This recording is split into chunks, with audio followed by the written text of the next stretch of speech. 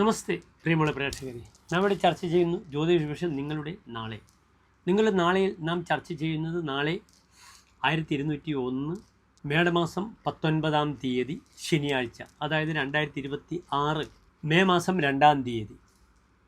നാളെ ശനിയാഴ്ചത്തെ രാഹുകാലം നിങ്ങൾക്കറിയാം, 9 മുതൽ 10:30 വരെയുള്ള സമയം.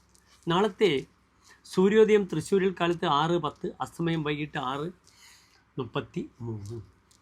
നാളത്തെ തിഥി കറുത്തപക്ഷത്തിലെ പ്രതിപദം തിഥിയാകുന്നു. പ്രതിപദം എന്നാൽ 1-ാമത്തെ തിഥി. കഴിഞ്ഞ ദിവസം പൗർണമി കഴിഞ്ഞു.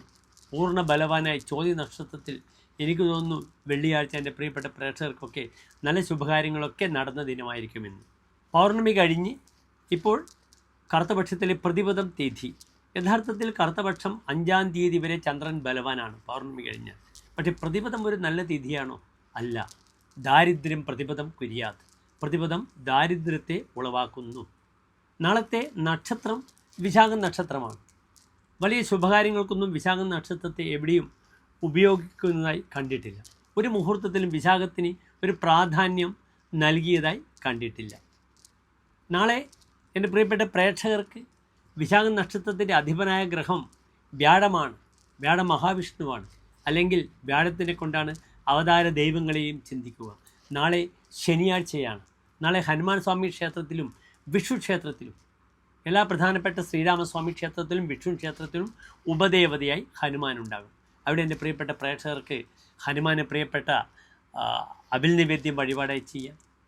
വിഷ്ണുവിന് അല്ലെങ്കിൽ ശ്രീരാമസ്വാമിക്ക് പാൽപ്പായസം തുളസിമാല വഴിപാടായി സമർപ്പിക്കാവുന്നതാണ്. വിഷ്ണു സഹസ്രനാമം വിഷ്ണു സംഗീതത്തിൽ ചെല്ലുന്നത് വളരെ ഗുണമാണ്. ഹനുമാൻ ചാലീസ അല്ലെങ്കിൽ ഹനുമാൻ അഷ്ടോത്തര ശതം ഒക്കെ തന്നെ വളരെയധികം ഗുണപ്രദമായിരിക്കും ഭക്തർക്കെന്നറിയുക.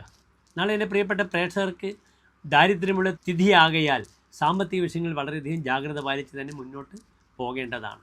നാളെ കാലത്ത് രാഹുകാലം കഴിഞ്ഞുള്ള സമയം, 10:30 ശേഷമുള്ള സമയം 11:15 വരെ ശുഭകാര്യങ്ങൾക്ക് വളരെ അനുകൂലമായ സമയമാണെന്ന് അറിയുക. അപ്രകാരം തന്നെ 2:20 മുതൽ 3 മണി വരെയുള്ള സമയവും ശുഭകാര്യങ്ങൾക്കായി എൻ്റെ പ്രിയപ്പെട്ട പ്രേക്ഷകർക്ക് സമയം കണ്ടെത്താവുന്നതാണ്. എല്ലാ പ്രിയപ്പെട്ട പ്രേക്ഷകർക്കും ശോഭനമായ നല്ലൊരു നാളെ പ്രാർത്ഥിക്കുന്നു. നന്ദി, നമസ്തേ.